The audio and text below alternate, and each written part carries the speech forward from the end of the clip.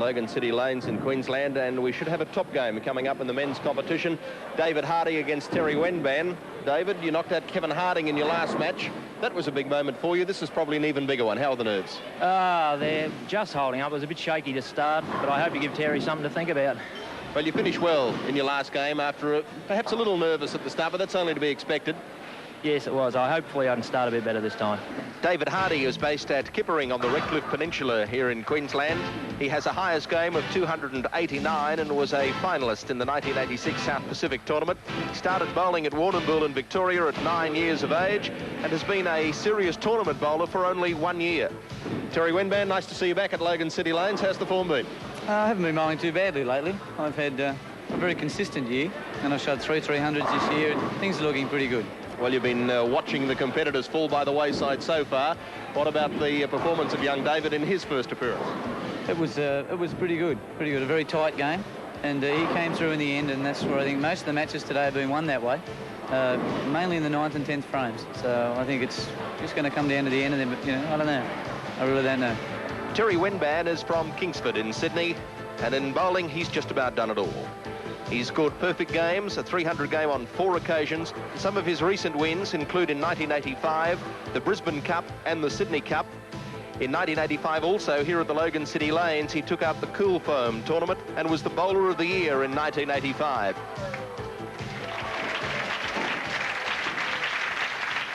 The moment has arrived. New South Wales versus Queensland, traditional rivals in many fields of sport, and now in 10-pin bowling. Terry Wenban, who's commentated a couple of programs with us now, up to face the music. Let's see if he's learnt anything from the hot seat. And what a vast difference there is in experience here. David Hardy has only been in tournament bowling for 1 year, and Terry Wenban, there isn't much that he hasn't won in this country. So Terry Wenban to bowl the first frame. And a great start. A very confident start by Terry Wenban. It has the advantage, of course, Steve, of having already won a tournament here on these lanes. Yes, that is a big advantage. You feel as though you know the place and that the centre belongs to you. Won't do him any harm having had a victory here under his belt. So now David Hardy, who brought Kevin Harding, the 1986 Australian Masters, run to an end. And he says, well, Terry Wenban might have the edge over me in experience, but if he can start with a strike, then I can do likewise. And that'll be a tremendous confidence booster for the young Queenslander. Yes, that's one of the best shots he's had in his game and 1 frame on television so far. Both of them opening up with strikes, and Terry Wenban would like to make this his 5th 300. This would be his most lucrative one, $5,000 from the Goldpin centres, if either of these can do it now.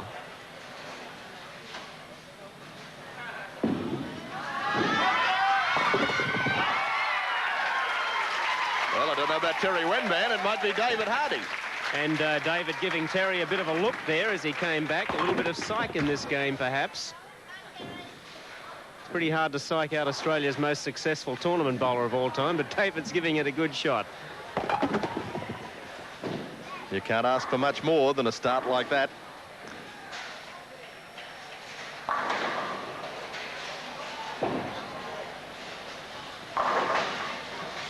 Terry Wenban concentrating hard.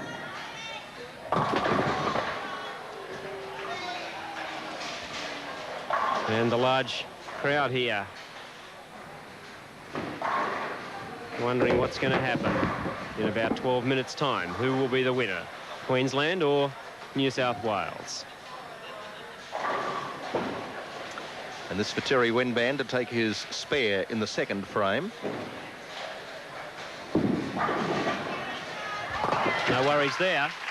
20 for him in the 1st frame. A strike count 10 plus the pinfall on the next 2 shots, and that was an 8 and 2 count. So 20 for Wenban in the 1st frame. David Hardy has a potential 30 in the 1st frame. This match play style really does bring some people undone. We've seen some of the women's games and some of the men's games decided on the 10th frame, and some amazing finishes coming through.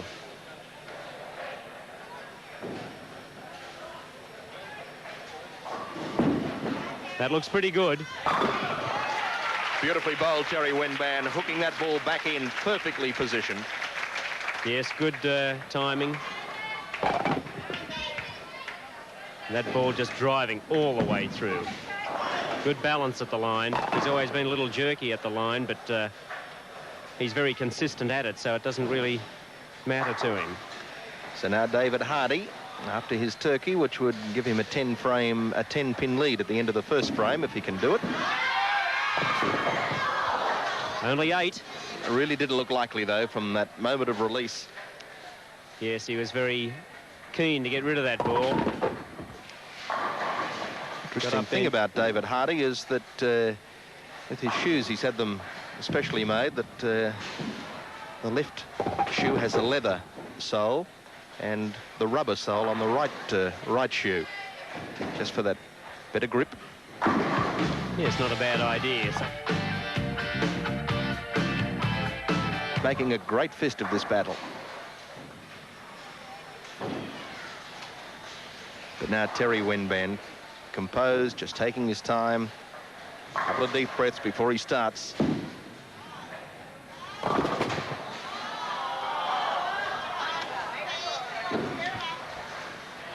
Well, he was commentating before about people having trouble bringing the ball up to the pocket on lane 12, and he too having the same troubles with that particular lane. Got it well out, that's for sure. Perhaps a little bit too far. This for a spare, no mistakes. Well, he can't afford any in this game. I think David's pretty much pumped up. He's got the crowd well and truly behind him, although they haven't been against the interstate opposition at all. But that's a big help in a one-game match. End of the completed third frames, and David Hardy of Queensland, a lead of 8 pins. 68 plays 60.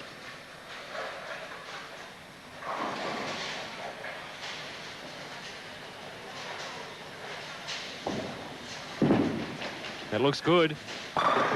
Certainly is. Well, in his time on the bench now, he's going to have to sit down and work out lane 12, because he's hit this lane like that 3 times in a row. He hasn't got anywhere near a strike on lane 12 yet, and he's going to have to do some heavy thinking for the next 2 or 3 minutes. Yes, it's interesting. Strikes on his 3 appearances at lane 11, but 8-pin falls on his first ball on lane 12 on each occasion. Well, he should have learned something from that. That's a big lead now. As they say in golf, Terry Wenban could have gone to school on that. Should have learned something on how to bowl on lane 12 from David Hardy. Beautifully put together. Yes, and what a great pocket hit it was. Well, David getting a bit of a G up from the crowd, and it's a big one here. And this young fellow making a tremendous fight of this match. He's certainly not overawed.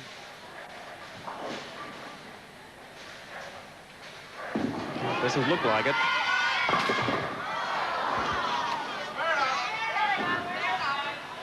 Once again, a little bit of confidence, and all of a sudden you let it run to your head, and he's had a rush of blood that time, tried to do too much to the ball. Means that with the 4th frames completed, the lead was 15 pins to David Hardy, 95 to 80. David Hardy now to complete the 6th frame, needing this spare, and he's got it. But only just. The lane's very dry at the back end. That's the 20 feet or so distance in front of the pins. The ball does turn a lot at that point. He covered the spare, and he's still the leader. Now Terry Wenban moves up to the lane that he's had his problems with, lane 12. And needing a strike.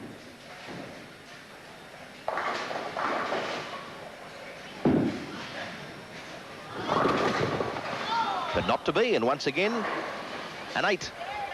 And that's 8s on all occasions on lane 12 with his first ball. Yes, he hasn't made an adjustment there, physically or mentally yet. At this level of bowling, mental game is somewhere between 70 and 85%, according to the people you ask, who would know. Sometimes you get it in your mind that a lane just can't be got, and naturally, with that negative thought in mind, it won't be. So 15 pins remains the difference at the completion of 5 frames. 115 to David Hardy, 100 to Terry Wenban. Yes, we haven't had terribly many high games in the tournament. The highest in the men's is 218. And a couple of small 200s in the women's division. But in these televised matches, one game, the pressure always tells. He's certainly bowling well on lane 11, Terry Wenban. Yes, it must be driving him mad. He's looking over to another couple of New South Wales bowlers as if to say, oh boy, if I can get lane 12, I'll strike out here. Well, David Hardy, 15 pins ahead, will hold that lead with a strike.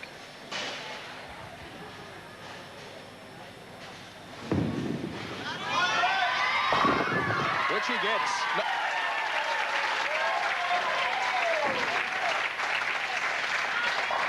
And David is an owner-driver of a 4-ton truck, and it looks like that ball is hitting like a 4-ton truck at the moment.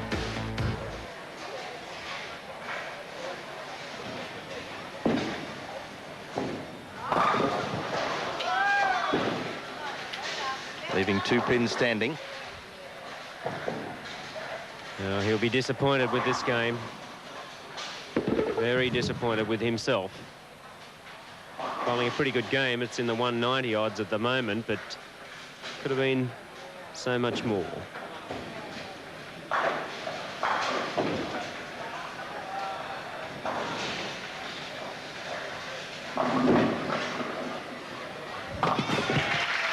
Well bowled, Terry Wenban, the sleeper. Not an easy spare, particularly under pressure. Covered it with consummate ease.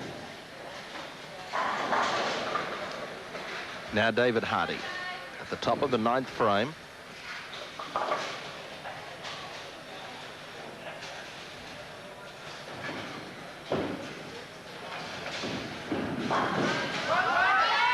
Got it away well with the desired result. And he has a glare at Terry Wenban. He really is putting the pressure on Terry, as much as to say, I don't care what your name is, I'm going to beat you. Yes, and that often happens in this sport, in one-game matches particularly. I'm sure if it was a 16-game stretch, you'd see a different look on his face, but... Terry saying, well, I don't care, I couldn't care less, but I bet deep down he could. He'd be disappointed with the way he's bowled, but take nothing away from David Hardy. He's done an extremely good job. Well, he'll be looking for one here. Hasn't shut the gate yet. All but a spare, and Terry can't win.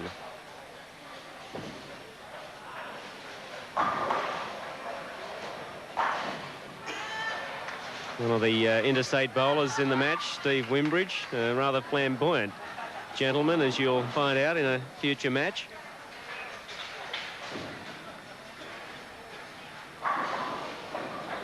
Spare to win. And he's got it.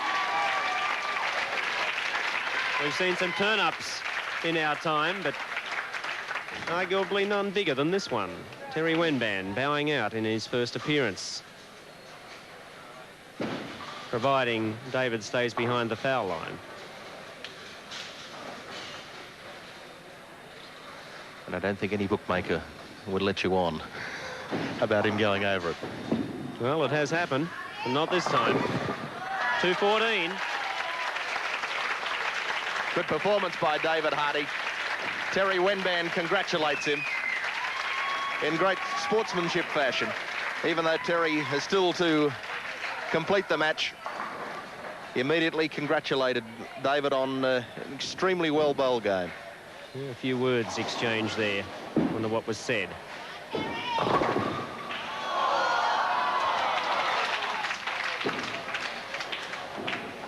And Terry going to the bag and pulling out a different ball, and look at the pin action there. Well, that 10-pin finally went, and he's left with just the 7-pin standing. One wonders if he should have pulled that one out earlier on. Well, obviously he should have pulled out anything because he's lost the game.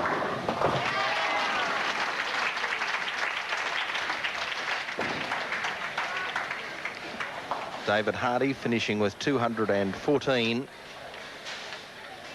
Terry Wenban now to complete his rather brief assignment, as it's turned out, in the Coca-Cola Classic.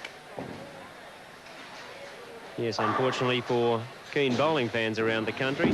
Good for David, but unfortunately for Terry's many followers, his 196 game will be the only time they'll see him in this program. And that lane 12 has beaten him again. He wasn't able to master it.